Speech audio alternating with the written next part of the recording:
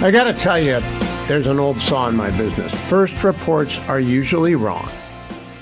The qualifier is sometimes they're not, but they're usually wrong. I have an example of both when they're wrong, or at best incomplete, and one when they're right. I want to share them both in this segment. First report yesterday, I reported that the Israeli Defense Forces had struck the Nasser Hotel in Gaza, Nasser Hospital in Gaza, with 20 fatalities. And that was correct. What we have learned upon further review is that, well, I'll just read you the Channel 12 report as relayed by the Times of Israel. A Channel 12 report offers further details on the circumstances surrounding the deadly Israeli strike at Nasser Hospital in Khan Yunis that reportedly killed more than 20 people, including several journalists, and sparked international condemnation. According to the report, Golani Brigade troops first identified a surveillance camera installed by Hamas on the hospital grounds, which they determined was being used to monitor Israeli troop movements. Southern Command approved a drone strike, not a tank shelling, to neutralize the device. Shortly afterward, the troops spotted what they believed to be a rifle scope near the site, assessed it as an immediate threat, and requested urgent authorization to strike. The division commander then approved tank fire. 2 shells were fired initially, followed by 2 more after armed men were identified, for a total of 4. Channel 12 adds that the military sources said 10 of those killed were Hamas operatives, though the IDF has officially only identified 6. The Army said 1 of those killed took part in the October 7 massacre. In its preliminary findings published earlier today, the IDF said the hospital's camera had been used by Hamas to track troop movements and direct attacks. Chief of Staff Lieutenant General Eyal Zamir had ordered the probe to be expanded to examine the approval process for the strike, including the timing and choice of munitions. So the first report was accurate to a degree, but incomplete. Now here's the first report that was accurate. The Democrats are losing their mind. They're melting down. The Wall Street Journal headline is, Democrats' deep divide on Gaza, Israel boils over at party meeting. They couldn't pass any resolution on Israel because the normie Democrats support Israel and the left-wing Democrats hate Israel, and they could not pass anything. I returned a morning drive this morning at the request of Fox and Friends. You know, I laid down my morning drive duties in January and February and began to do afternoon drive, which is a great thing. Let me assure you, a decade of morning drive is enough. But, you know, Fox and Friends is fun. Brian's a friend. So they asked me to come in and talk about the DNC. Here's that conversation, cut number 1. They were trying to get it together yesterday in Minneapolis with the Democratic, had their emergency meeting. Did they get it together? Did they bring up crime? Let's bring in Hugh Hewitt, Fox News contributor and host of the Hugh Hewitt Show. Your thoughts about the president's crackdown in D.C., possibly going to Chicago. Had Pam Bondi met with New York official, the New York police chief yesterday. How do you think this plays? Do you think America needs it? Good morning, Brian. I think it's great. I want people to remember the context. President Trump is a criminal justice reformer. In his first term, he signed and he pushed for the First Step Act to get people out of prison who had been given very long sentences. So he's very aware of the need for criminal justice reform. Cashless bail is moronic.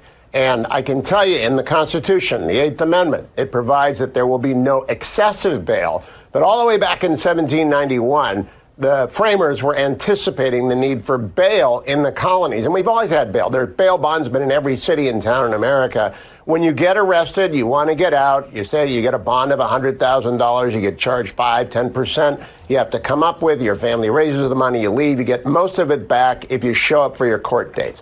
If you have cashless bail, there's no incentive to come back. Your family's not leaning on you to come back. The people you borrowed the money from are not leaning from you to come back. And it doesn't work. People do walk away and they never show up. It's sort of like the immigration notice to appears that don't get served and don't get followed through. So I think President Trump has hit, again, one of these 80-20 issues.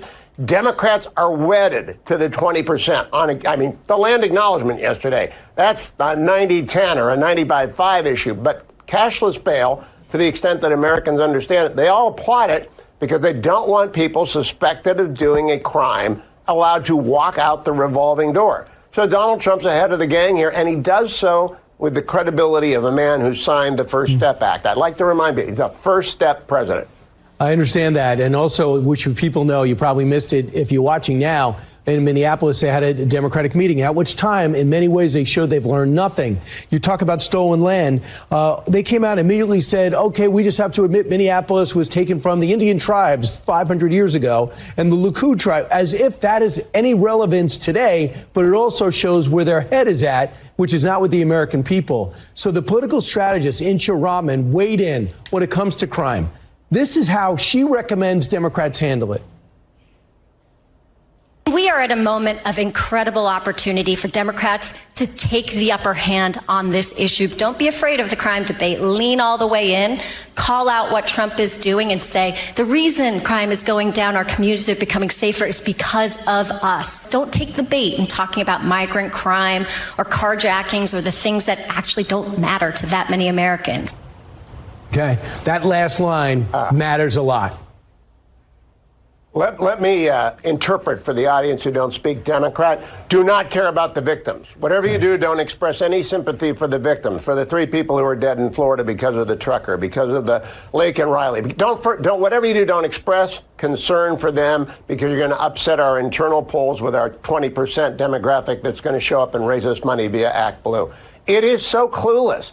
I'm glad they don't have the president's pollster. I'm glad they don't have the RNC. I'm glad that they don't have Chris LaCivita or anyone advising them, because if they continue to go down this path, they are really dancing on the cliff of political extinction, because most Americans hear land acknowledgments and don't pay attention to the victims, and they think that party has lost its mind. And indeed, Mr. Mamdani is their poster child for 2025. They have really decided that they're going to do the George McGovern thing in 1972 and try and fix a blowout. Trump won all 7 swing states. They're going to try and fix that blowout by going to the left. I don't think that's going to work, Brian. Even if you've got Gavin Newsom selling soap, because he's a very good soap salesman, it's not going to work. Right. I will say the policy, the no cash bail policies you discussed earlier, they're in full bloom in Illinois, in New Jersey, in New Mexico, in D.C., as well as New York, California, and Indiana.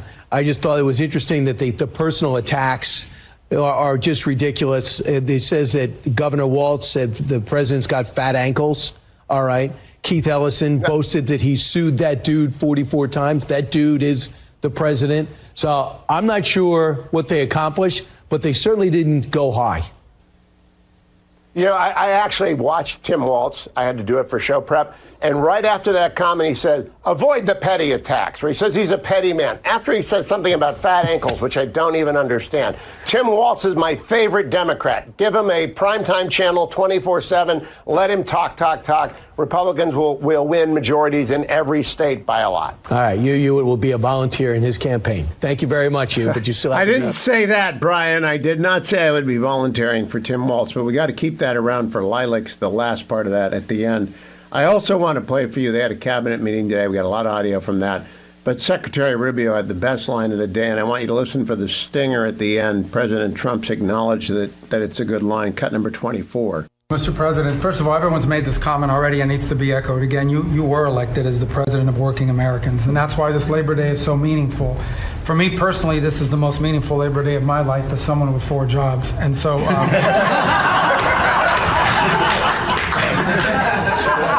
It's true. The president said, that's good. That's good. And I put it on my X account. I've retweeted the rapid response account for 47. And I encourage you to watch. The guy with great comedic timing is the president. But he knows a good line delivered well when he hears it, so he recognizes it. So here's my question to you, America. 1-800-520-1234. Rare is the day that I begin the show by asking people what they think. 1-800-520-1234. I said this morning, the Democrats are dancing on the cliff of the left that they may fall off of. And a few people, they've got tens of thousands of views, a few people said they already are falling. They're in free fall. I don't know. I'm asking you, are the Democrats over the left-wing cliff? Can they possibly recover? Can they get back to anything approaching the 40-yard line? Their own 40. not the Republicans' 40, their own 40. The Republicans are playing on their 20 right now. They're down to the 20.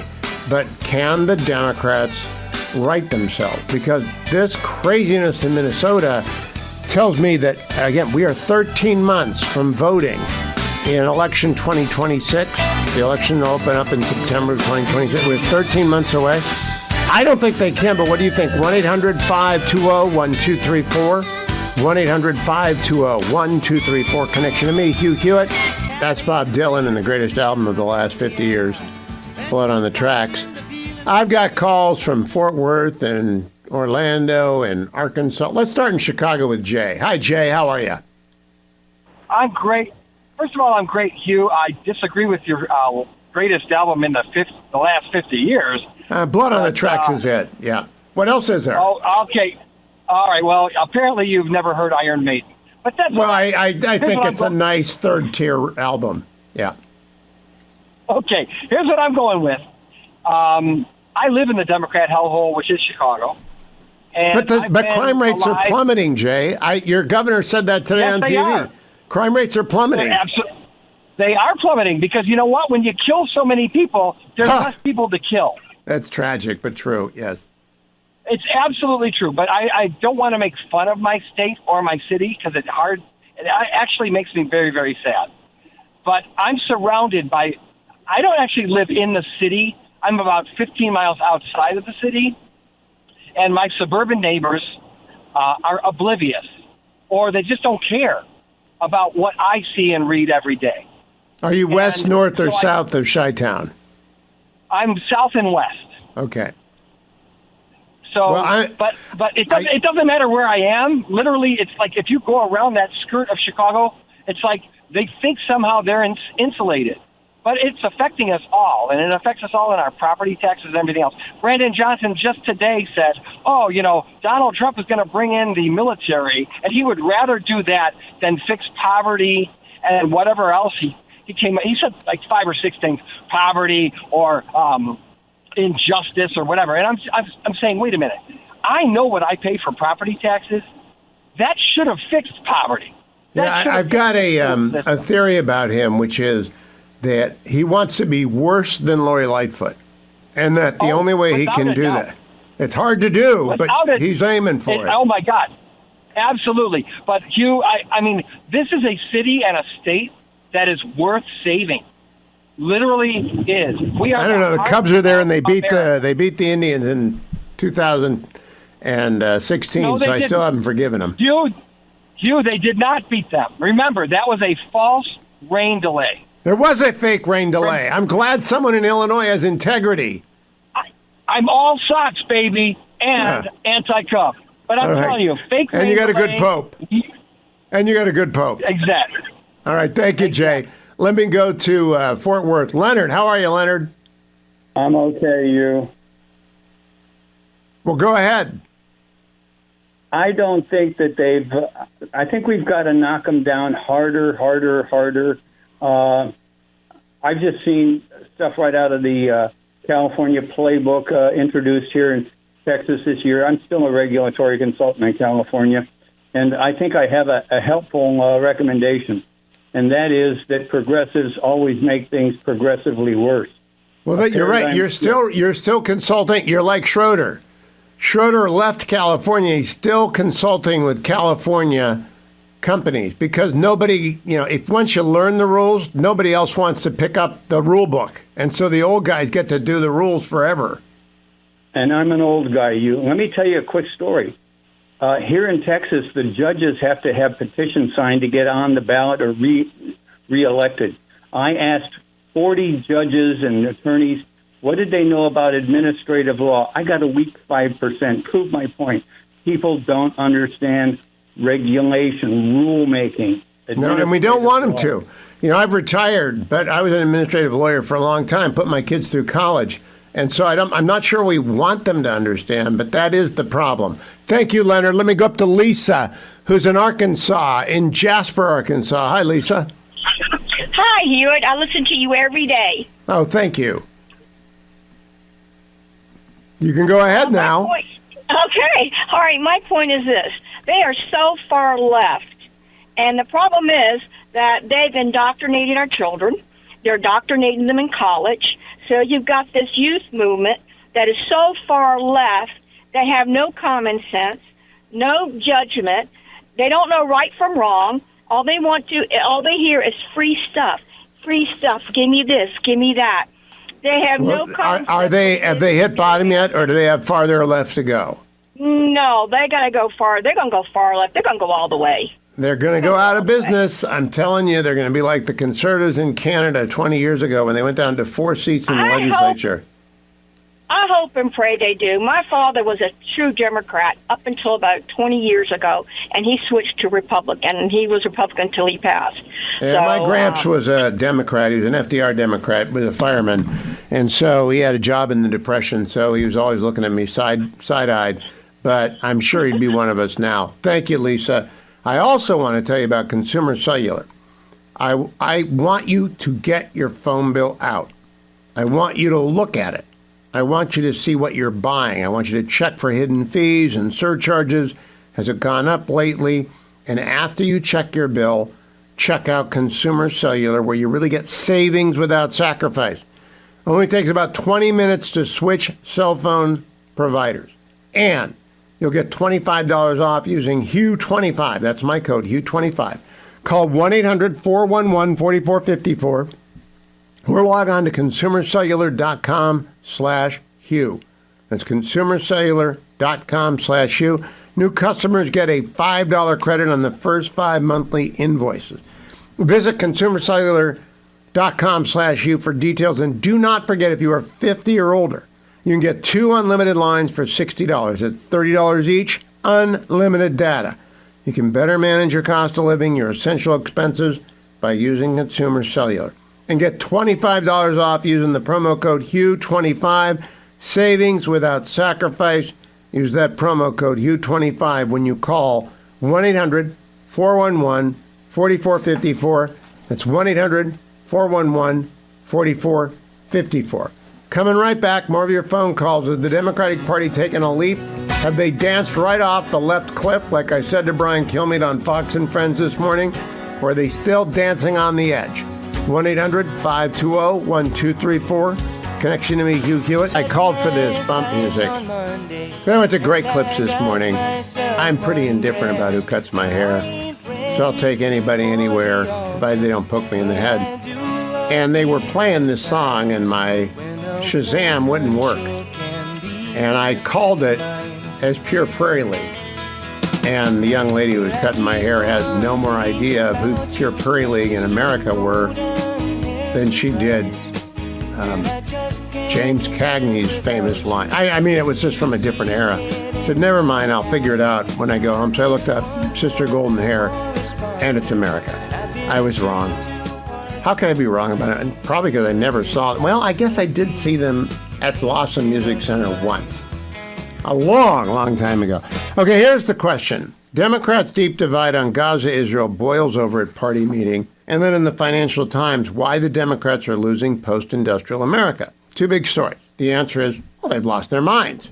They give land acknowledgments, which to the average American who wasn't here 500 years ago when settlers arrived, they aren't colonialists, they're settlers, and they were not party to the treaties that were routinely broken by the American government. And they are with Justice Gorsuch that whatever treaty endures ought to be honored. But they're not into taking responsibility for slavery or for the mistreatment of Native Americans because they were born in the last 100 years. And so they're just thinking this is kind of nuts, and they don't like crime. And they don't appreciate the Democrats turning their back on Israel. And that is the long and the short of it. They're nuts. And I'll take your calls in just a second, but I got to make sure I correct something that I received. I read over the air yesterday, and someone said I didn't understand it. I got from my subtext, the universe is where you go to talk to me. I join the universe, and then I read all your comments, and I respond to them when I have time, but I read them all. And a 76-year-old person said, oh, listen, Hewitt, I got my reverse mortgage because I'm 76 years old. I got about a 10-year window to travel, and I'm using that money. I'm not saving that money. Because my routine advice is if you are crimped for money and you're a senior 62 years and older, and you're living in your own house and it's got equity, call Andrew and Todd, great sponsors of the program, with Sierra Pacific Mortgage, andrewandtodd.com or 888-888-1172, and ask them about a reverse mortgage. Because you can get money out of your house and you never have to pay another mortgage payment. You do have to pay your property taxes, your homeowner association taxes. But Andrew and Todd are specialists at this. They know how to do reverse mortgages. So if you've got a house that's worth $500,000 and you paid it off because you bought it when it was $75,000 and you haven't moved in 40 years, you can take $300,000 out of it. And then I always say, live off, add to your income, your Social Security, your pension, whatever you've got saved. Add to that the 4% that most financial advisors will tell you to take out of your retirement savings every year. And I got this blistering subtext saying, I ain't keeping that money.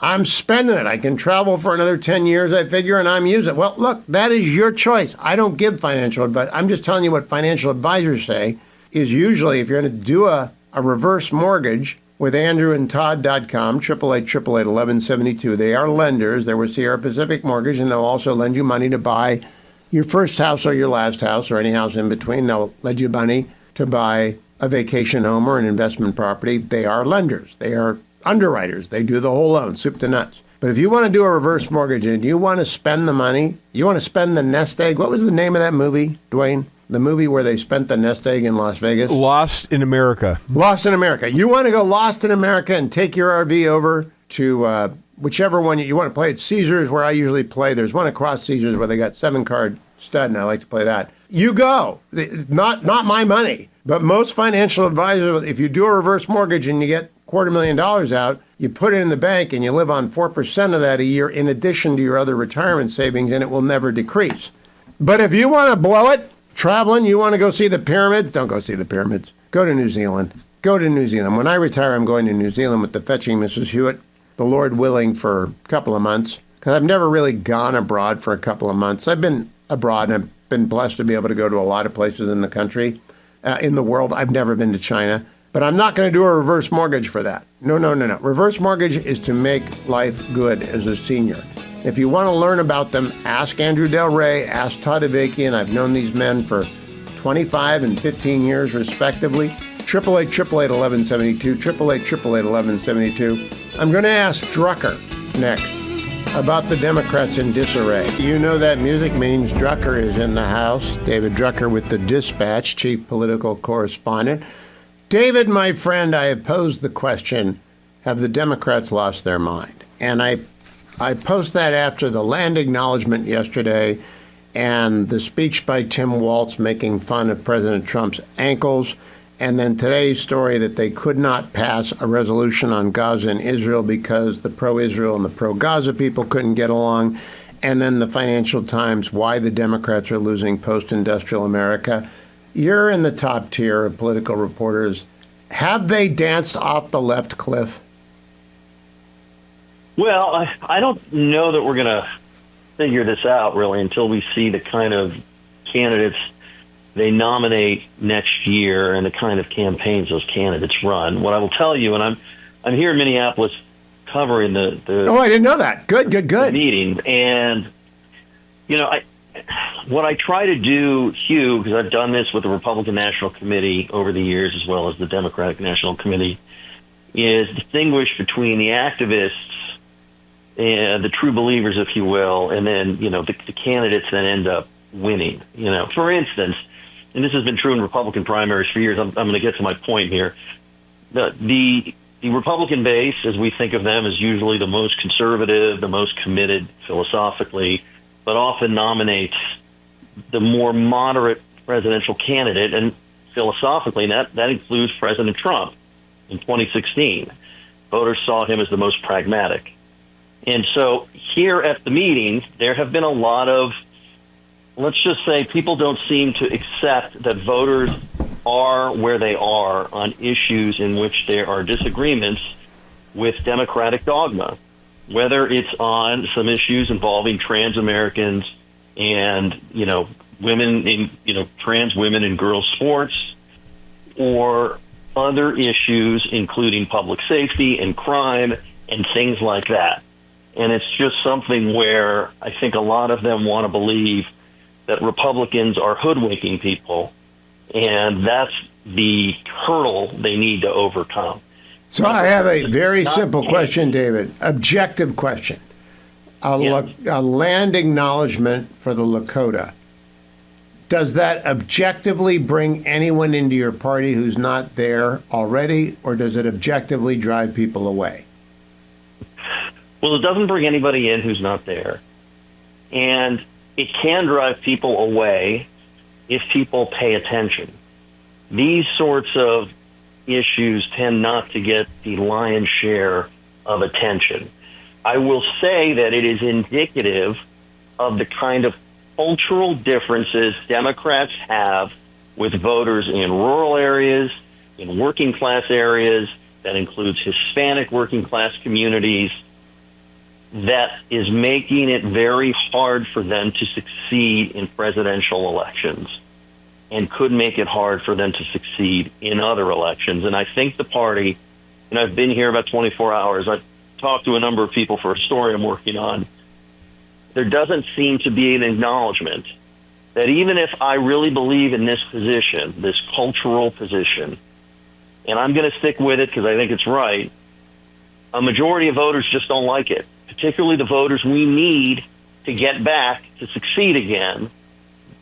There is just this belief that if we can talk to enough people and they can see that we're normal people, that they will look past these cultural positions. And I just think the party needs to realize, and I think party strategists do realize this from my talking to them since the last election, that in fact the party is going to have to moderate or relax its dogma on certain issues to become more welcoming to the voters that they are losing, that they need to win elections. Now, David, I was on Fox and Friends this morning, and they played a clip for me, Brian did, of a Democratic strategist saying, don't run away, don't take the bait on crime. Don't care about carjacking. Don't talk about carjacking. I believe the direct quote was, people don't care about carjackings. And it came to me from my comment. I said, let me translate for the audience that doesn't speak Democrat. Don't worry about the victims. Do not worry about the victims. Do whatever you do, say their names never. Don't bring up Lake and Riley. Don't worry about the 3 people killed by the truck driver in Florida. Don't worry about the victims.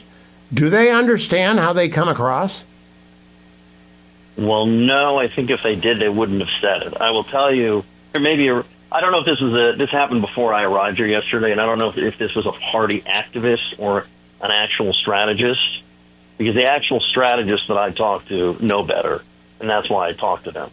But you and I both know that the most abused description in D.C. is strategist, right? We both know if you see someone introduced as a strategist, that means they don't have a job. Correct. No, that's just, it's ridiculous. Listen, forget all the groups that you just mentioned. You try and tell people who live in nice suburban neighborhoods that you should feel better about things because my stats say you should, and that's always a loser. You cannot tell people that they have no reason to feel the way they feel. You just can't. You can't do that to voters. You're absolutely right. You're absolutely right. But when, by the way, do they talk to you or do they hate you? No. They talk to me. You're a reporter. Yeah. Don't they blame you for the last election for not stopping fascism in America? Well, I get that sometimes on cable news. All right. Last question, David, an important one. Ohio State or Texas on Saturday? Real tough. I'd like to see them both lose, but that's just because I'm a UCLA fan and I do nothing but lose for the last 25 years. That's true, but that doesn't give you a right to just say. Yeah, well, if I pick Ohio State, I make you happy and disappoint my relatives in Texas, and if I pick Texas, I disappoint all my... You could be gone forever. Yeah, so yeah. You better shuffle and do what the Democrats should do. Split the difference and say, boy, as you did, they're both great teams and they deserve to be ranked 1 and 3 and maybe 1 and 2. Yep.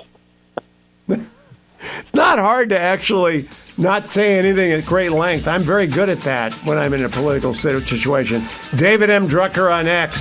Chief Political Correspondent for The Dispatch. Thank you, David. WebRoot is a great sponsor of my show, and it has never been more necessary. Hardly a day goes by when either I or the fetching Mrs. Hewitt do not receive a scam, a phishing scam. And you've heard me talk about identity theft before. It happens every 1 or 2 seconds in the United States. You can't take online protection lightly. Your go-to cybersecurity solution needs to be WebRoot. And right now you get 50% off either WebRoot's Total Protection Plan or WebRoot Essentials when you go to webroot.com/Hewitt. Webroot.com/Hewitt. Did you know that every 2 seconds an identity is stolen in the U.S.? Takes an average of at least 100 hours to resolve identity theft on your own. With WebRoot, you can protect your identity in up to 5 devices or even cover the whole family with up to 10 identities and 10 devices. Get real-time antivirus protection against malware, ransomware, phishing scams, and the phishing scams are everywhere. Plus, you get a firewall, a network monitor, and web threat shield to block bad websites before you even click on them. Get a password manager, a system optimizer, identity protection, advanced dark web monitoring, rapid credit alerts, up to $1 million in reimbursement for stolen funds. Think about that, protection up to $1 million. And WebRoot includes a VPN for up to 10 devices and unlimited cloud backup restoration for your PC or Mac if it gets whacked. WebRoot Essentials also does not interrupt your daily life. It installs over 6 times quicker than the competitors. Do not wait. Learn from the experience of millions of Americans. You probably heard their story. Get 50% off WebRoot Total Protection or WebRoot Essentials today at webroot.com/Hewitt. That's webroot.com/Hewitt. Live a better digital life. Nell in Chicago. Hi, Nell. What say you? Hi, Hugh. How are you today? I'm wonderful. You got about a minute and a half, Nell. Oh, okay, then let me go. Thanks for taking the call first and foremost. You're welcome. I'm calling from Chicago. And what I would like to say is this, and I hope many of the elected officials are listening because they are so concerned about the guards coming to Chicago by the instruction of President Donald J. Trump. I would just like for them to focus in on what's very important to this state. And that is to reduce crimes. But not only that, to focus in on education, to focus in on our streets, to focus in on the hospitals that they have closed in neighborhoods that are very important. We have a street on the south side of Chicago, a major street that goes to the hospital. Now you have to divert, and the street has been closed over 2 years. The governor needs to know that they need to focus in on these things because they're talking about insurance and all of this on cars, but the streets are so bad. You have to, dodge out to keep from hitting someone else in many places. You just spoke truth to power, Nell. Thank you for doing that. I appreciate it very much. Love my Chicagoland audience. I just don't like the Cubs.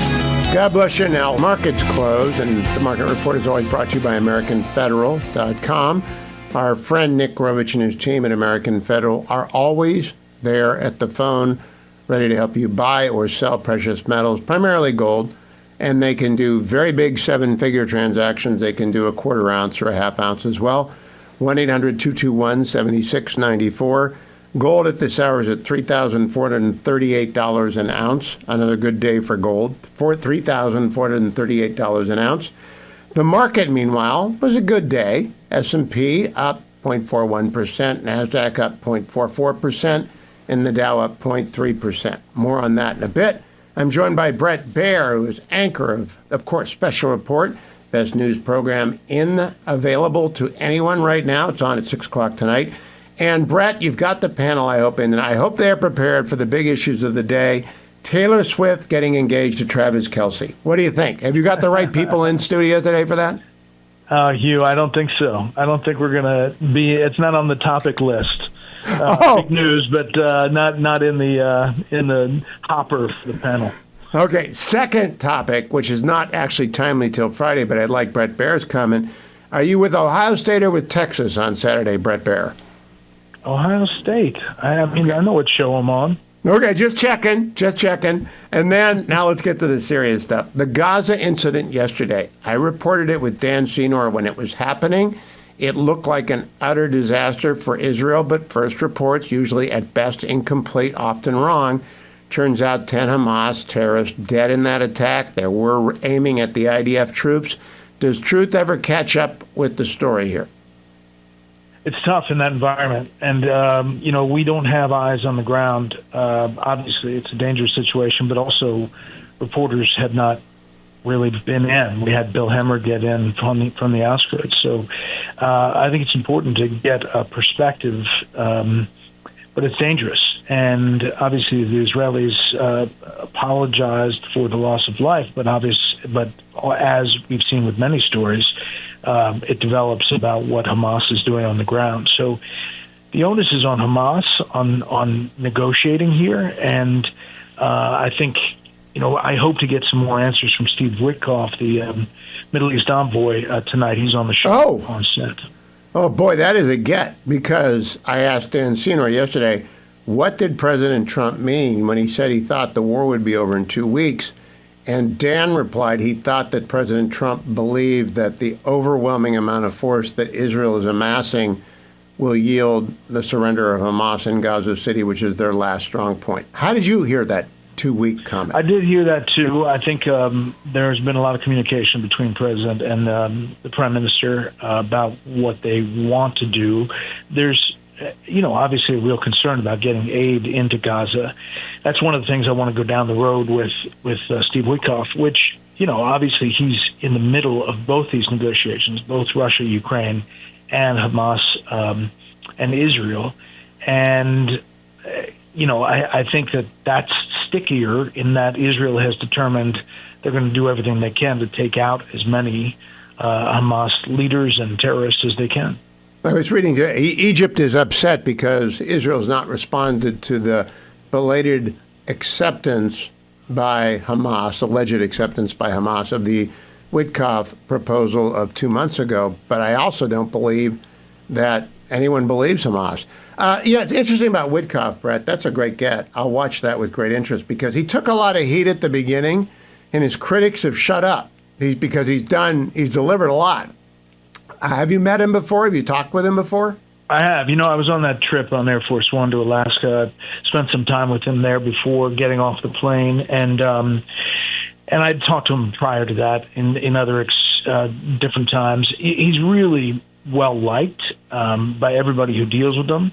He is kind of practical in his business approach to negotiating. I know he's gotten criticism from the international elites, the folks who think they know a lot more about all nuance of each one of these conflicts.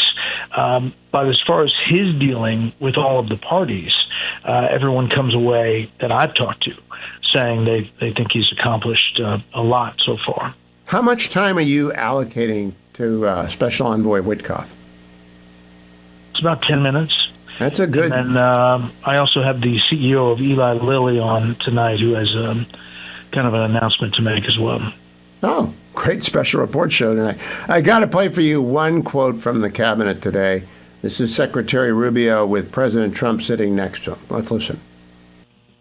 Mr. President, first of all, everyone's made this comment already and needs to be echoed again. You were elected as the president of working Americans, and that's why this Labor Day is so meaningful. For me personally, this is the most meaningful Labor Day of my life as someone with 4 jobs. And so...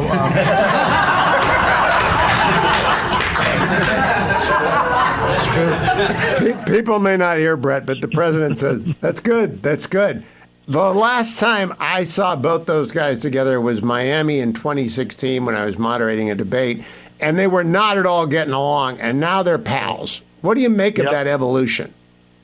I think it's full circle, and I think Secretary Rubio is ascendant. I think Scott Bessent is also ascendant in the president's eyes in that cabinet, and he really thinks he's sharp. And that was another example of it today. But he just seeing the interaction behind the scenes on Air Force One relies on Marco a lot. A last and sort of odd question. How often will you risk a joke, Brett Baer? Because it's a high return, high risk, high reward deal to risk a joke. Yeah. So I have that choice every day when I take the handover from the 5. Oh, yeah. I have 1 second because I don't know what I'm going to get. And sometimes it lands, and it's pretty funny, and other times I just move on to the story of the day. So that's a good promo for the 5 as well, because it's high risk, high reward. Anyone ever in a situation like that, and Secretary Rubio he knew it could fall flat, but it worked. Brett Baer will be watching for Steve Witkoff tonight on Special Report. Thanks for joining me. All right, Hugh, thanks. And he said Ohio State. I want everyone to notice out there, Brett's a Buckeye at heart. I hope he didn't lose viewers in Texas because of that. Texas is number 1. It's okay to root for the underdog Ohio State Buckeyes, but I think Mr. Sayin is going to deliver the goods over Mr. Manning. We shall see. Going back to the market report, again, AmericanFederal.com is where you go to buy or sell gold. Gold is at $3,438 an ounce. The Dow is up 0.3%, the S&P up 0.41%, the NASDAQ up 0.44%, and gold was up $20 an ounce at $3,437.90. That's down a couple of ticks from when I began the report, because the markets are open 24/7, 365 on gold. One of the attractive natures of gold is it is an international currency, like the dollar. The dollar less so than it was 40 years ago, but it's still the mighty dollar. A lot of people want to knock it off its roost, and by printing so many of them, we are tempting them to do so. But gold is a very safe, secure way to keep value. Right? It's not a speculative play. It is a value keeper. So if you want to diversify some of your wealth into that which will reflect the actual value of the dollar, you do it with gold. That's why financial advisors, and I'm not one, I don't give financial advice, but everyone I've ever met recommends diversification. That means stocks, bonds, cash, dirt, and precious metals. I get my gold from AmericanFederal.com and Nick Rovich. I buy it in January. I put it in the safety deposit box. I forget about it. I buy the same amount every year. And I would encourage you to at least talk to Nick Rovich and his team at 800-221-7694 about whether or not you ought to be in gold, and if so, what kind of gold and how you ought to go about buying it. You don't want to go in and buy everything on one day and then wake up the next day and say, oh, it dropped by $10 an ounce and feel bad, or not do it and then say to you, oh, I missed the opportunity. If you have a plan, and Nick and his team at AmericanFederal.com will help you develop that plan. If you've got a plan, then you just execute the plan. And I'm a January buyer. Some people are quarterly buyers. Some people are monthly buyers. I'm a January buyer and have been for a very long time. And not enormous. I try and diversify.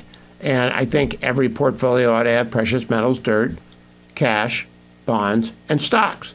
And I only have one stock by itself. I went back into Palantir because I got out of it when I was interviewing their CEO and I saw it shoot up afterwards, and I thought, I got to get back into this thing or I'll be regretting it for the rest of my life. But everything else is mutual funds because I'm not smart enough. But I do own gold, and I bought it from AmericanFederal.com. 1-800-221-7694. 1-800-221-7694. There are two Melania Trump stories today. Our First Lady making news in two ways. One she's got nothing to do with. The editor-in-chief of Condé Nast, which owns Vanity Fair, announced today that he was going to be putting Melania Trump on the cover. And disgruntled woke staff threatened, according to the Washington Post, to walk out the blinking door if it goes ahead. The Fashion Mag's global editorial director, Mark Guiducci, has floated the possibility of putting President Trump's wife, our First Lady, on the cover of the Condé Nast-owned publication as he tries to mark his own newly minted role, Semaphore reported. But the mere thought of having the former model as a cover girl sparked fierce backlash from raging lefty staffers. I will walk out the blanking door, and half my staff will follow me, one sensitive editor fumed to the Daily Mail. We are not going to normalize this despot and his wife. We're just not going to do it. We're going to stand for what's right, the unidentified staffer whined. If I have to work bagging groceries at Trader Joe's, I'll do it. If he puts Melania on the cover, half the editorial staff will walk out, I guarantee it. Others, meanwhile, dismiss the outrage, insisting there's no way employees would give up such a prestigious job out of protest. I think that person's got their number. A lot of talk. And there aren't that many magazines. Not like the Atlantic's hiring. All right, and you're not going to find a job at McCall's or Good Housekeeping, and I think Vogue's all full up too. Not going to happen. Second Melania story, the First Lady has issued an AI challenge to school kids to try and use AI to improve their community. President Trump spoke about that in the cabinet meeting today, cut number 3. To ensure that the awesome power of artificial intelligence is used to benefit all Americans, including American workers and also American children. In that spirit, our wonderful First Lady has just announced a presidential AI challenge. It's going to be a very good challenge, I can tell you.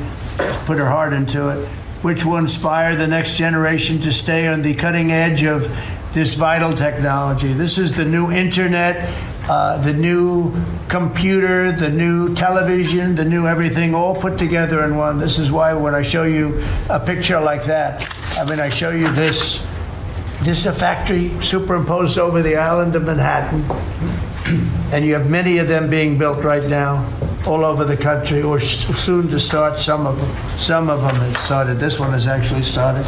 That's in the great state of Louisiana. But the First Lady is working very hard on this, and it's an important initiative. And Melania, when she puts her mind to it, nobody can do better. There's nobody. So every young person should go to AI.gov to learn more. AI.gov to learn more. AI.gov to learn more. President then did some more routine things like pump up his tax cuts, cut number 4. Last month, in a landmark achievement, I also proudly signed the largest working class tax cuts in American history. So the bill that, I'm not going to use the term great, big, beautiful, that was good for getting it approved, but it's not good for explaining to people what it's all about. It's a massive tax cut for the middle class. It's a massive tax cut for jobs. And it's, think of it, no tax on tips, no tax on Social Security. So seniors, I don't know how you can vote for anybody else. And, just think of that. And no tax on overtime. So you work overtime, you don't have to pay tax on overtime. That's good. That is good. Cut number 5, more hype. We secured new market access for American agricultural exports all over the world. Our secretary is doing a great job. Thank you, Brooke. And we have negotiated historic trade deals with the United Kingdom, China, Indonesia, Vietnam, the Philippines, Japan, South Korea, who was here yesterday, and the European Union. Foreign nations are now paying hundreds of billions of dollars straight into our treasury, and numbers that nobody's ever seen before. By the way, I have a Fox News column today it's simply titled, Is President Trump's Tariff Policy Working? Because of the $3.7 trillion in revenue, or $3.3 trillion in revenue expected to come in, and the savings on debt not accumulated of $700 million equals a $4 trillion saving from tariffs. Now, I'm a free trader. I know all the arguments. A tax. Well, it's not really a tax because you can substitute the goods you don't buy. It holds down product. I know all the arguments. I'm just looking at $4 trillion and saying, okay, maybe we ought to rethink it. Maybe it's not Holly Smoot. Cut number 6, talking about private sector job growth from the president. Since the inauguration, we've created over 500,000 new private jobs. And if you notice, when the numbers come out, government jobs are going down and private jobs are coming up. And that's what really fuels the country. It's easy to hire people and pay them for doing something that maybe is not very productive. But government jobs are down, actually substantially down, and private jobs are way up. And these are the jobs that make money, create a better life. Meanwhile, we've reduced the number of federal bureaucrats by 84,000.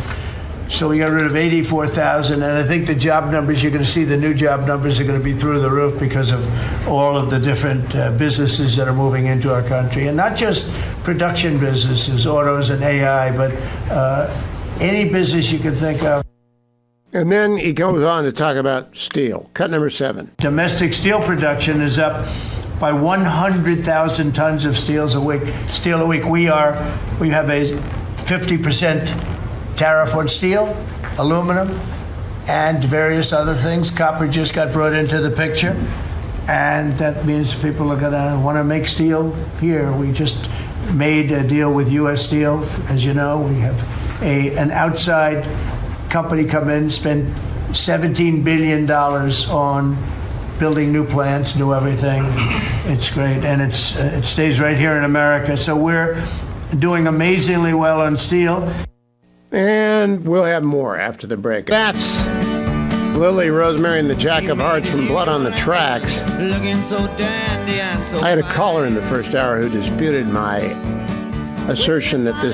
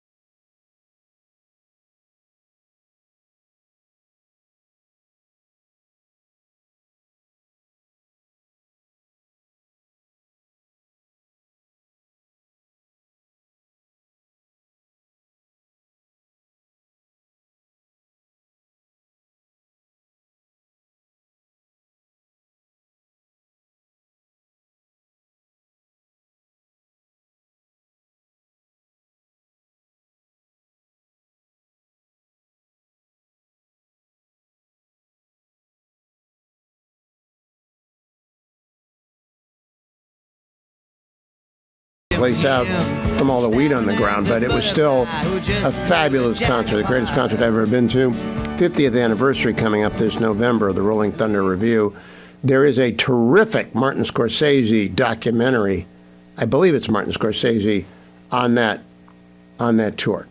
Let's get back to the Democrats, because Byron York is coming up, and he's going to talk with me about how they've lost their mind. Harry Enton on CNN, their pollster extraordinaire, had this to say yesterday, cut number 16. Democratic brand right now has about the appeal with the American voter as the Cracker Barrel rebrand has with the American consumers. Bad, bad, bad. What are you doing? Oh, my goodness gracious. What are we talking about here in terms of big party registration changes in the key swing states? Let's look at the key 4 swing states that, in fact, do keep track of registration by party. Look, the Republican Party is in their best position at this point in the cycle since at least 2005. In all 4 of these key battleground states, we go out to the Southwest. Arizona. How about Nevada? Republicans haven't done this well since 2005. Oh, my goodness gracious, at this point in the cycle. North Carolina, I couldn't find a point at which Republicans were doing better at this point in the cycle. It's at least this century. It probably goes way back in the last century. And Pennsylvania, very similar. Republicans doing better at this point than at any point.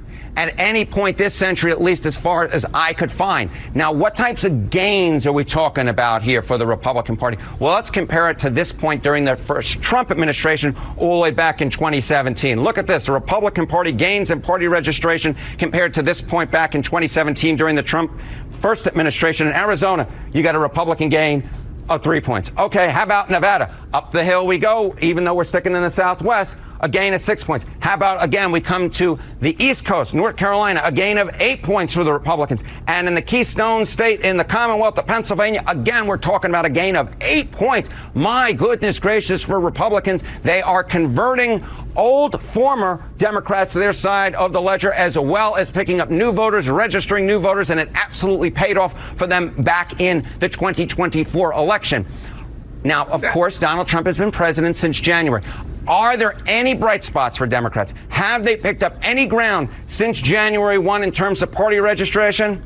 Not in these key swing states. I may play that a couple more times. I do want to get in President Trump's comment on these numbers at the cabinet meeting today, cut number 2. We're putting America first, and we're going to be putting the American worker first. And, you know, the Republican Party has picked up 4 million new people, 4 million. The Democrats have lost 2.5 million. Other than that, they're extremely happy. No, they're very depressed. They're very depressed. Look, it helps to be funny in America. It does. It helps to be funny in America. All right, let's talk about, though, this is not funny. This is important. Cut number 9 about blue-collar wages. Donald Trump. The wages for blue-collar workers are now rising at the fastest rate in 60 years, which is so important to all of us around this table. The average American worker has already seen a $500 wage increase this year, and there's no inflation because there's been decreases, tremendous decreases, with thanks to Doug and Chris and some of the people, the great job they've done with energy. Thank you very much. And Chris, thank you very much. I see you down close to $60 a barrel, and you'll be breaking that pretty soon. And that has a huge impact. It has a huge impact on my life and your life if you drive. And I got a lot of driving coming up in the next 2 months. And I'm here to tell you, I am glad that gas prices are going down, as you are if you commute every single day a decent amount of distance. Lindy Somek, who is from the Saginaw Ojibwe Nation, and she's going to deliver our land acknowledgement today. Lindy.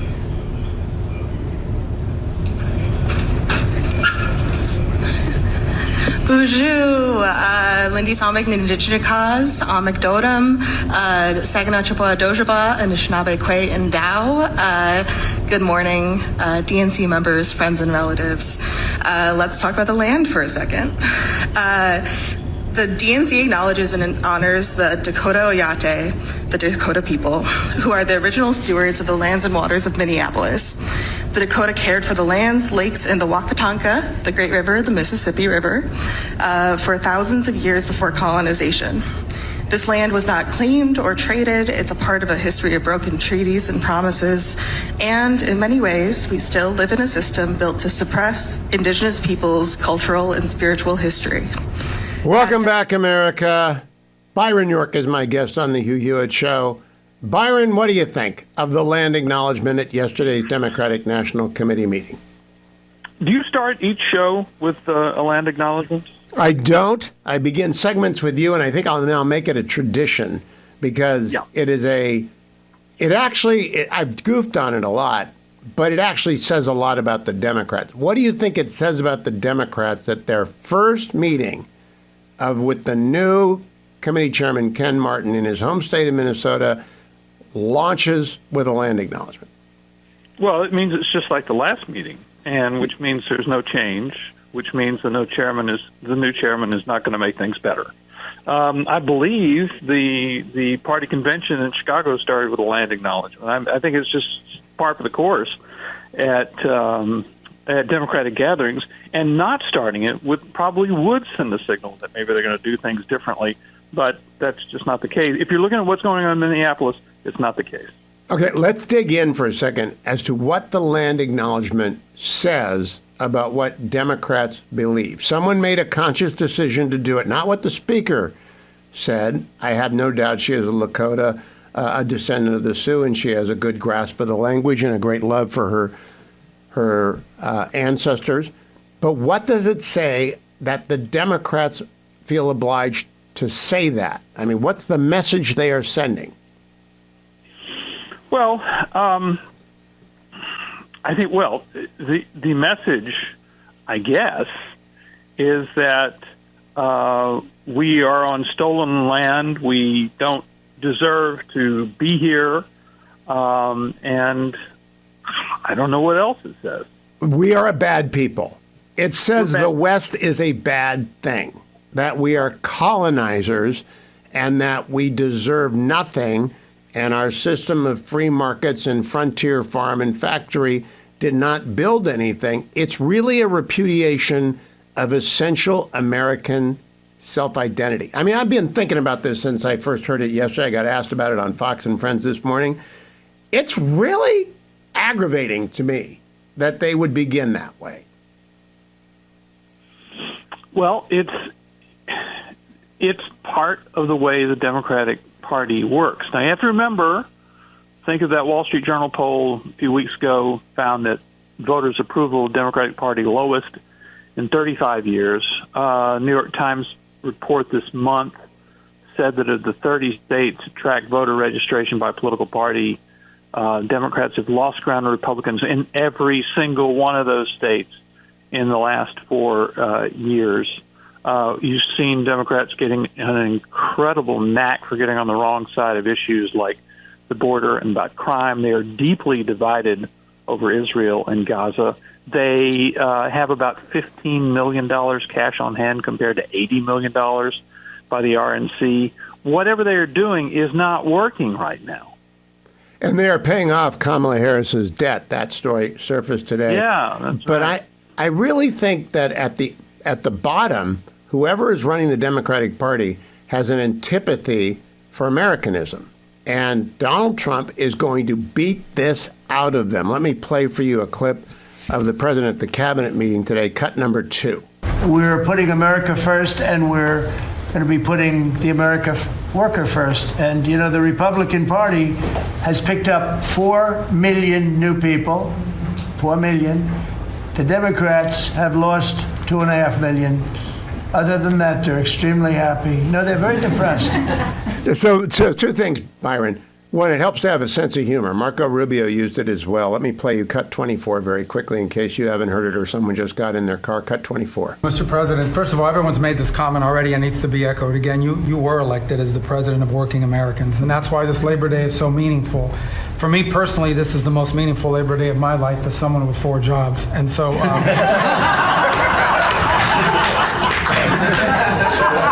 It's true. And the president said, that was good. That was good. So, Byron, it helps to be funny, but it also helps to be pro-America. Well, yes, it does. Look, Trump is so clearly a pro-American, and, you know, you don't have to just stay on the land acknowledgement to see how often the Democratic Party has, you know, suggested that America is a bad country. They've stressed the flaws and inequalities of American life, and just kind of ignored the marvelous light of liberty the United States is in the whole world and all this stuff. And what they're telling themselves in Minneapolis is that with all these problems I just described about low voter approval, voters moving to the Republican Party, not having any money, all that sort of stuff, what they're telling themselves in Minneapolis is that the greatest single problem facing the party is that they are too nice to President Trump, and they've got to get tough. That's what the party is saying. So it's like, if we just sue him one more time, maybe that will do it. If we just call him a Nazi one more time, maybe that will do it. It'll be the tipping point. That's what point. they're telling themselves. Byron, can you stay for another segment? We got a 3-minute break here. I don't know if you've got the time, but I would love to ask you to put on your Democratic consultant hat and think hard and come back with what the Democrats should be saying right now. And I have an idea, but I want to hear what you, the dean of sort of serious political reporters in D.C., has to say about this. If you just tuned in, Byron York is my guest of the Washington Examiner, Fox News contributor extraordinaire. And I gave him a job during the break, which was to put on his Democratic consultant hat and come back with the message he would recommend they adopt. What is it, Byron? Well, I think the Democratic Party has to do an updated version of what it did after its 3rd loss in a row the loss was in 1988 and running in 1992, which is to say that the party needs to get back on track. We shouldn't be supporting illegal immigration. We shouldn't be supporting criminals. We shouldn't be supporting chemical castration and mutilation of minors. We shouldn't be supporting this stuff. As far as taxing the rich, following a democratic economic program, I think they can stick with that. The party is divided. The country is divided about it. I think those are classic democratic platforms that they should keep. But they realized, but they've got to say, like some Democrats, like Bill Clinton did in the late 1980s and early 1990s, that the party has lost its way in some ways and needs to get back on track. Well, you and I are sharing the same hymnal. I might also add, let me tell you what I liked about the One Big Beautiful Bill. No taxes on tips, no taxes on overtime. I'm for working people. Let me tell you what I didn't like. It did not raise the marginal rate on people making $100 million a year. Something like that. And then they need, and you articulated it, a machine gun Sister Souljah moment. They do have to machine gun the craziest parts of their party with, no, we're not doing any more land acknowledgments. I think I would start with that. We're just not doing that. And we're going to have great empathy for people experiencing gender dysphoria, but we are not going to allow minors, even with the consent of their parents, to make life-altering decisions until they're 19. Byron, what are the chances of them doing this? I think it's around zero. You have to remember, when the Democratic Party made this change with the DLC and Bill Clinton in 1992, they had lost to Reagan in 80, they lost to Reagan in 84, and they lost to Bush in 88.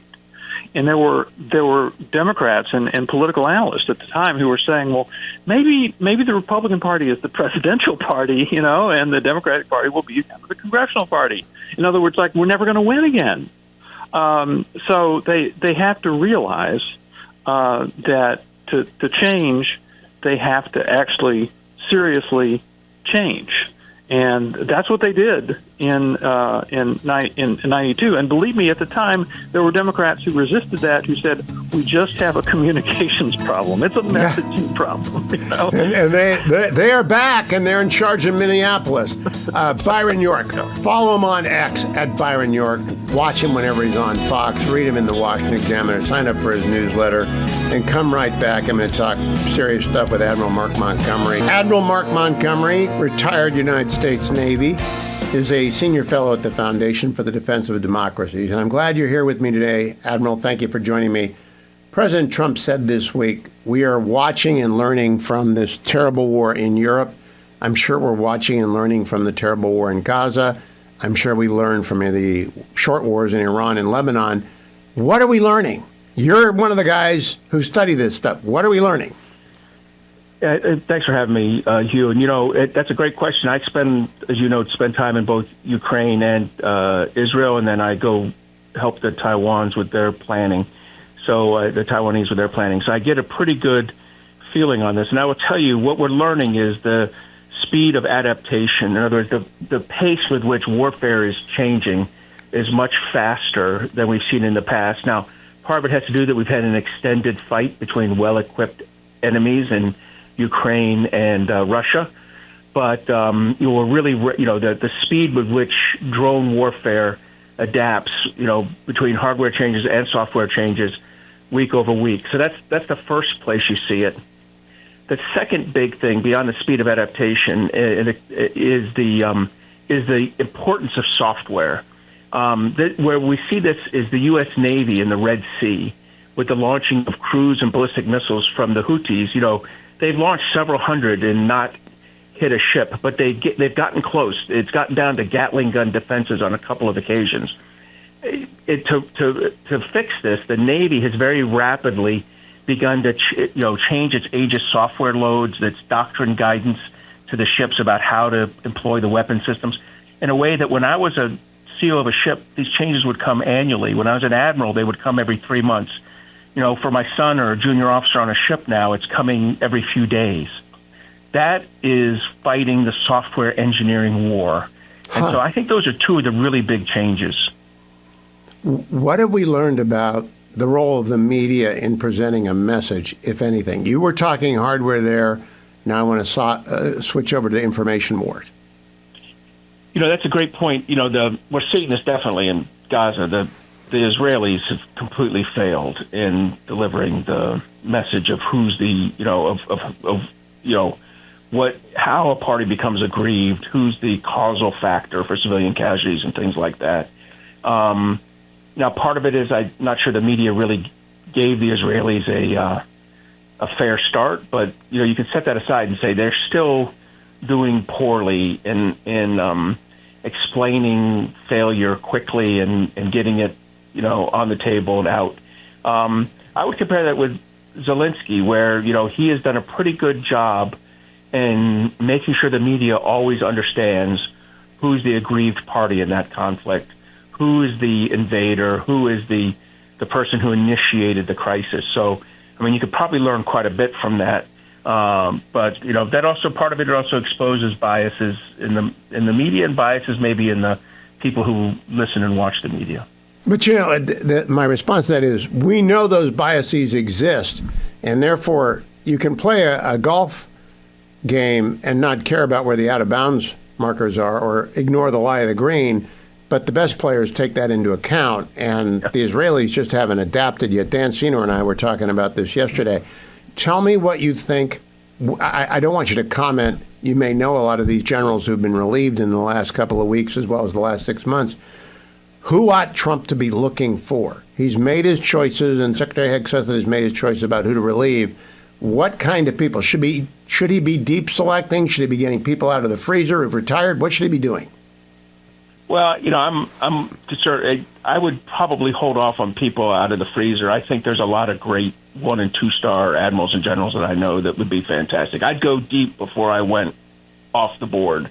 I still think there's a lot of great 3- and 4-stars that can lead. The current leader of the Army, Randy George, has worked really hard to kind of reimagine the Army year over year. In his 2-year stint, he's doing a great job, I think, and as a result, he's not going anywhere. I made a joke the other day; it's because he could do a lot of push-ups, which he probably can. But on top of that, I think he's been rethinking the purpose of the Army constantly.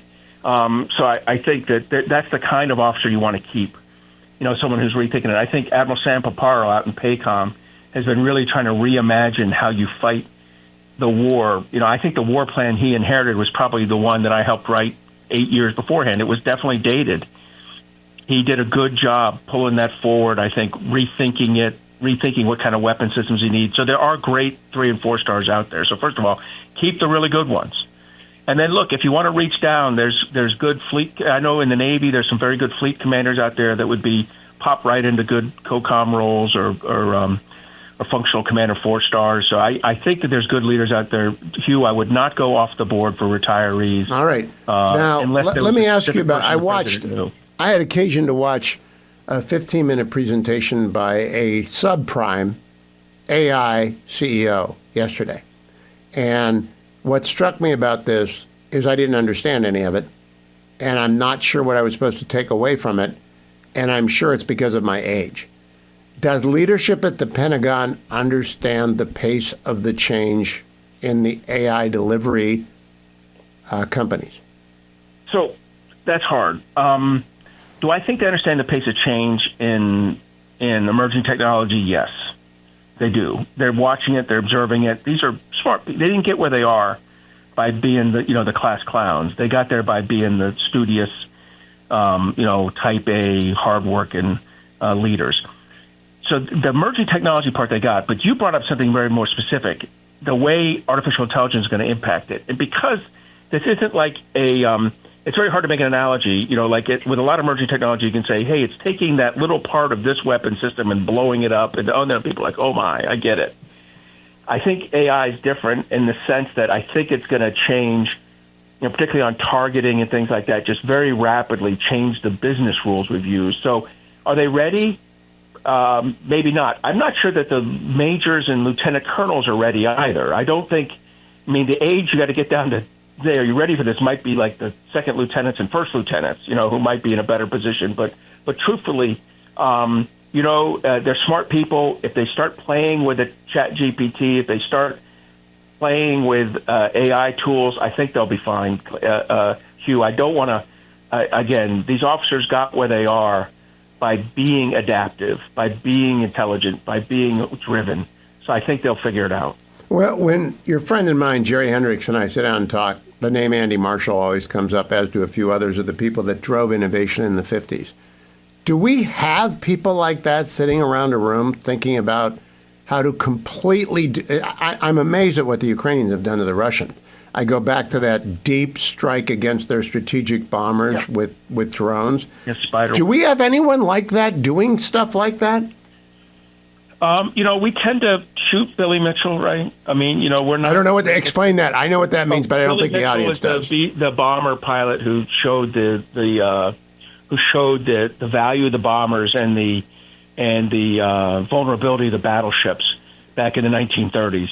Okay. I'm pretty sure the Navy had the Army Air Forces court-martial him for his exercise attack. So innovators have a tough time in the military. There's no doubt about it. In wartime, they don't. In wartime, innovators come to the front. We saw that in World War II. We've seen that in Ukraine. You see it with the Israelis, right? Combat and the risk of failure has an incredibly focusing factor on your leaders, and they become more innovative and they do better. And the ones that don't, you need to push aside. And if you look at the Navy's, captains and commanders and admirals at the beginning of World War II, many of them were pushed aside very quickly. Now, I heard former CNO Richardson give a speech at a Navy dinner one night saying that most of the submarine captains in place after December 7th were not aggressive. They had to be changed. Yep. They were fired, and then our weapons didn't work right either. He probably talked a little bit about the failure of torpedoes. Between those two things, between the personnel failure and the technological failure, we were in the hurt locker. But in the end, the U.S. submarine force, would tell you they broke the back of the Japanese war machine, and logistically, and they deserve a lot of credit for winning the war. Okay, key question, Admiral. We got a minute. Yeah. Are we projecting innovation and lethality to the world? When they look at us, do they think, oh, they're killers? Well, it's hard to say. Remember, this war is not just going to be Ukraine-Russia redux. It's going to be a war over Taiwan is going to have both that kind of like innovative, adaptive ground combat, but it's also going to have what Israel did to Iran, which is long-range, well-executed strike. That part of the war and submarine sinkings and things like that, those parts of the war, the United States military is still the butt-kicking champion of the world. So, yes, we put fear in the enemies, but no, I don't think they see us as the adaptive force anymore because they're seeing what's happened in Russia, Ukraine, and Iran, Israel. We have to work on that, and we'll talk about it next time. Admiral Mark Montgomery, follow him on X at Mark C. Montgomery. Thank you, Admiral. Joined by Bethany Mandel, co-founder of the MomWars.substack.com, which is mandatory reading for mom these days.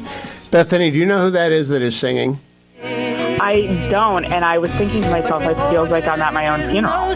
No, that's Joan Baez. And I play it for her because I last saw you in person at a Five for Fighting John Ondrasik concert.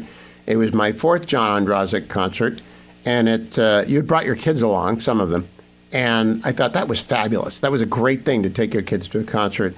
I've seen John 4 times. What artist have you seen perform the most? Oh, gosh. I think Guster.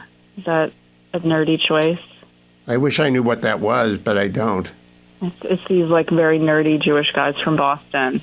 Okay. Who were the soundtrack of my teenage years. Fair. Joan Baez is the soundtrack, with Bob Dylan's the soundtrack of my life. And I've been to see her 5 times in Boston, UCLA, the Coach House, Claremont, D.C. I love Joan Baez. She's, of course, a lefty, but I love her voice. Tell me something. Was that the first time you took your kids to a concert? No. So Seth has decided that his contribution to homeschooling is that he brings them to punk rock shows.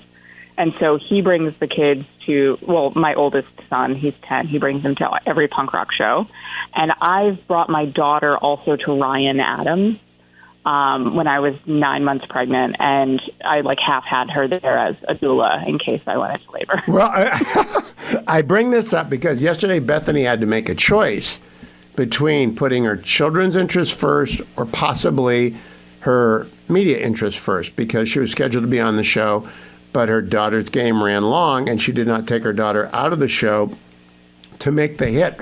And I applaud that 1,000%. If you can't do both. Yeah, if you can't do both, You put the kids' interests first. Now, do you think this is a problem in our country?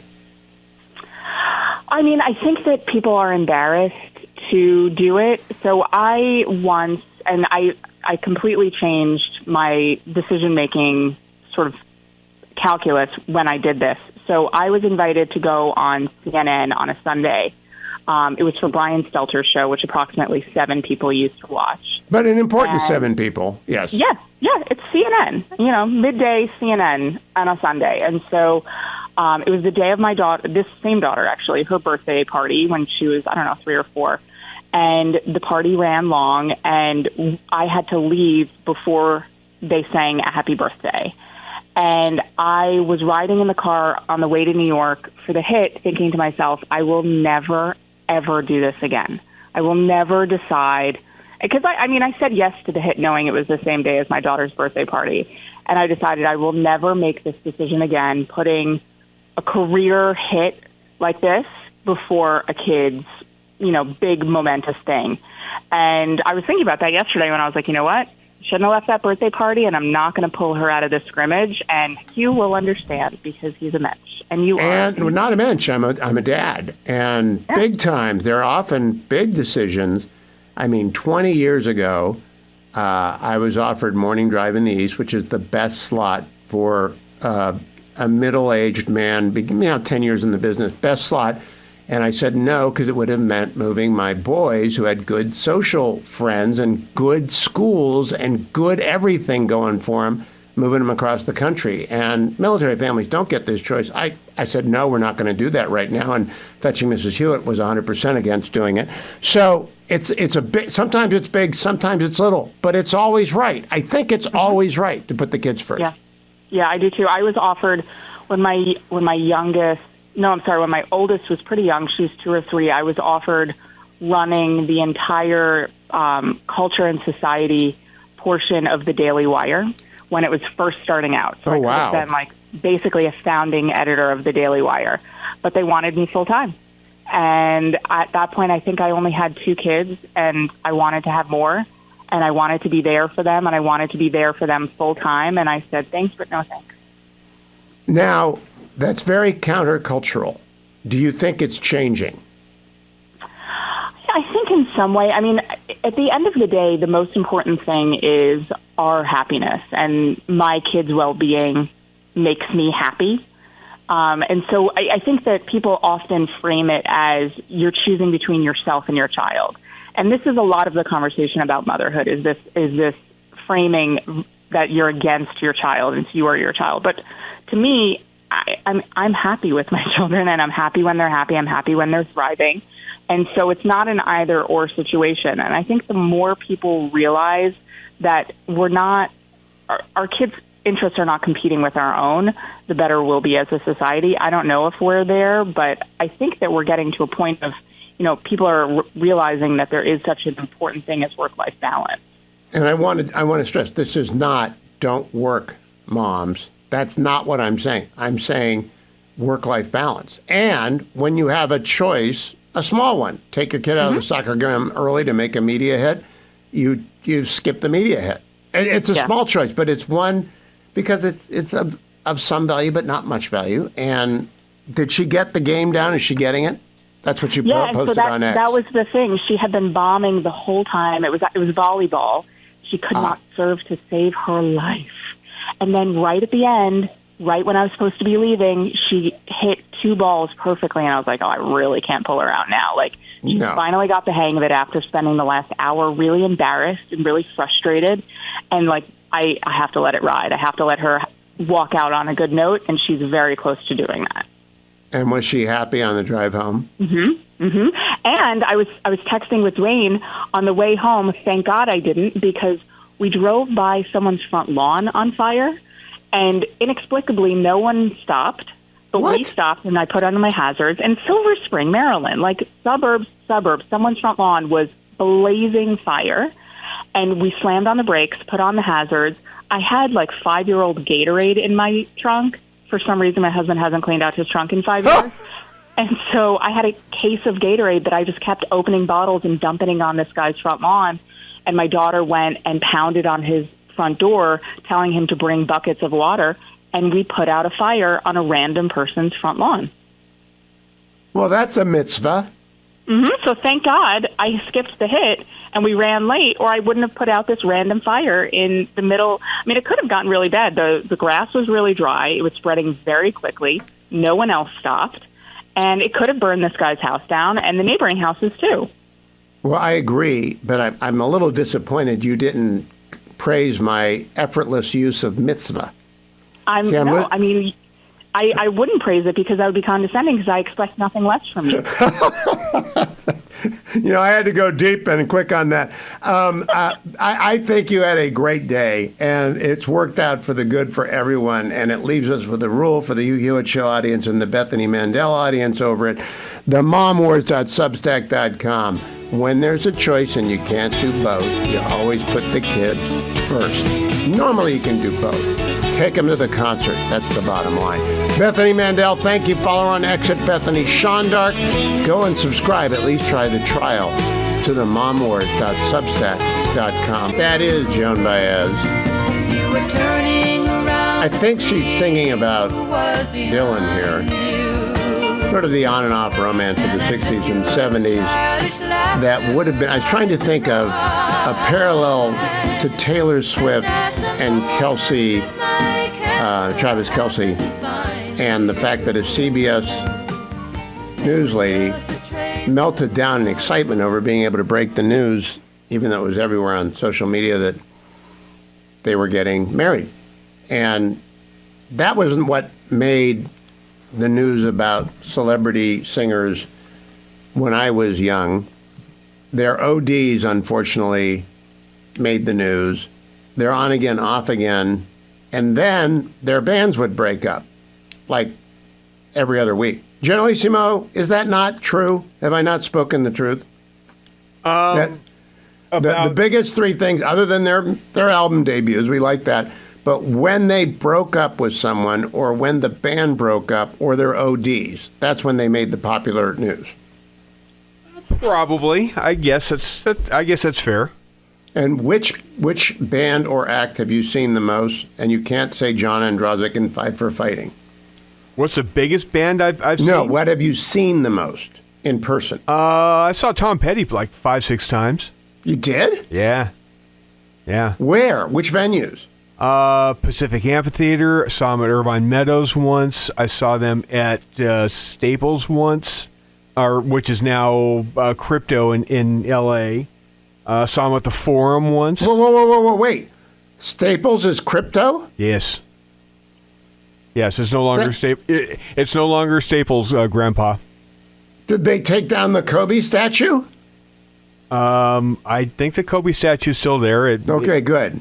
Some things are. Now, I like the fact that Joan Baez has played large venues and small venues. I saw her at the Coach House. I saw her in medium-sized venues. I saw her at UCLA. I saw her at the Boston Music Hall. I've never seen her in a large venue. Have you seen Petty in small venues, or was it always big blowouts? It was probably at least 10, 15,000 seat venues.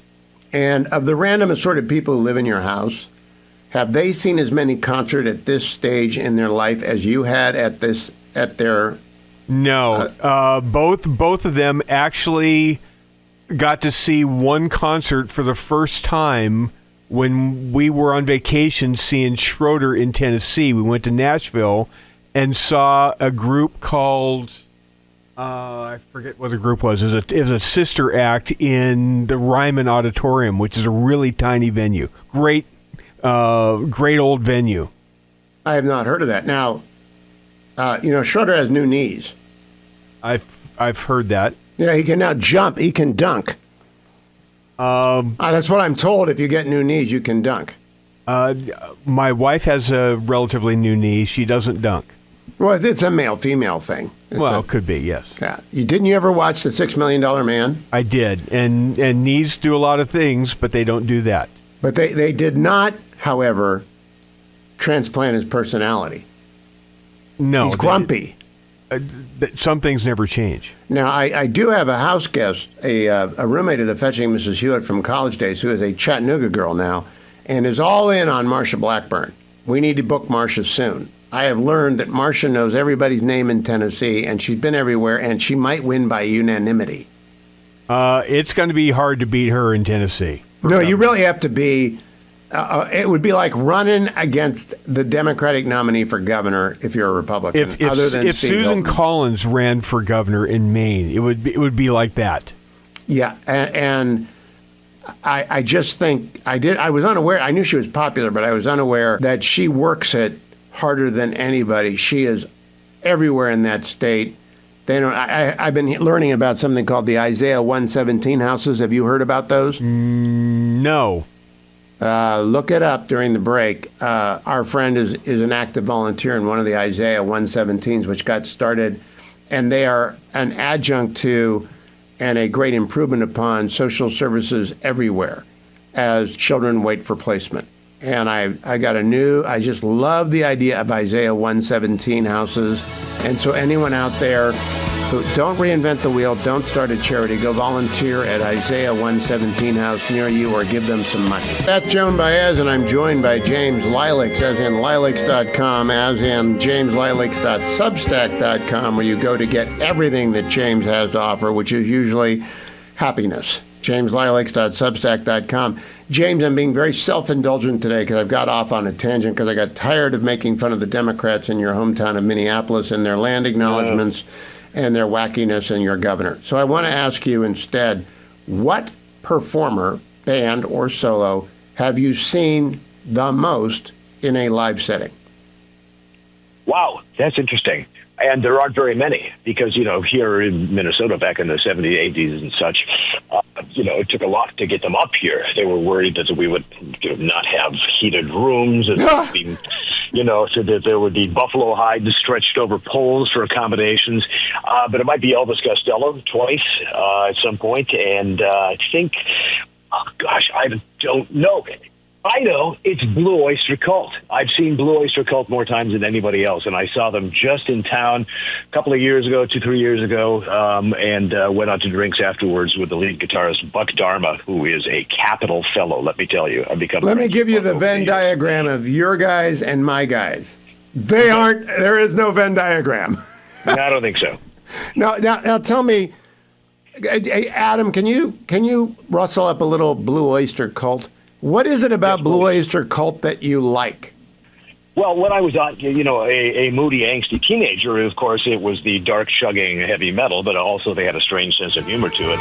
And then it was the sheer extravagant musicality of Buck as a lead guitarist. I've always loved lead guitar, and the guy was just the best. So it was that. What we're hearing right now? Okay, I know this. I know Blue Oyster Cult. Yeah, more cowboys. And exactly. What was the venue? Is it the Symphony Hall that you and I have appeared at a gazillion times? No, as a matter of fact, the last one was a bar in the suburbs where bands come and everybody packs in and drinks. And the first time was the Fargo, North Dakota Civic Center, which was a concrete den in which I also saw the Harlem Globetrotters as a very young child. Oh, I saw them at the Warren G. Harding High School gym, and they were fabulous for a 5-year-old or a 7-year-old. They absolutely. I've never seen such athleticism in my life, and the way that they just treated the Capitals. It's almost as if they were taunting the poor Generals. The Generals, James. Or the Washington Generals. I'm sorry. So, second question. Yes. Do you think this generation of youngs, as Mary Catherine and Guy Benson refer to them, see as many concerts as we did? I don't know, and I don't think so. I mean, part of it, they may compensate by having these fantastic spectacles with all of the people being winched down from the ceiling and the great pyrotechnics and the lasers and the screens and the rest of it. We didn't have any of that when we were kids. We had to supply our own. We had to put our Bic lighters up in the air in order to provide some atmosphere. You had to buy one if you weren't a smoker. Right. And I've got my tickets from those days, and I mean, I think I saw Blue Oyster Cult for $4.50 when I was young, and now is that available over at the diner? It's a diner. I haven't actually posted my ticket collection yet because guys do that, and that seems to be a sad boomer thing. But now, no, it's not. It's fabulous. People love music of all ages, and they cross generations. No, they love tickets. I mean, the tickets themselves are very uninteresting things to me. A commentary on them, whether or not you can remember the event, would be funny. Now, I got to play something for you. Yes. Cut number 24 for Mr. Lilacs, please. It's John Cage's 4 minutes and 22 seconds, I believe.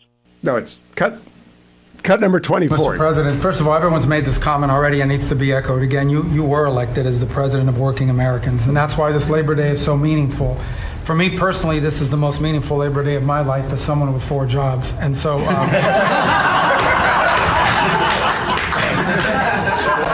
It's true. The best part, James, and you can't see it, is that the president says, that's good. That's good. He's sitting right next to me. That's good. So I wanted to ask you about the risk of trying to be funny. You are a humorist. You are funny. Mm-hmm. But Rubio's taken a risk there because if nobody gets it, it's a dead joke. And there's nothing worse, right? So it's stepping way outside of his persona. So it is nobody expects Marco Rubio to tell the joke. He's just a laser focused kind of guy. But the fact that he did indicates that he had probably pre-tested the line elsewhere. And there was a little bit of a moment there where it had to land and register. But nice job. To go outside of your character and is a hard thing to do.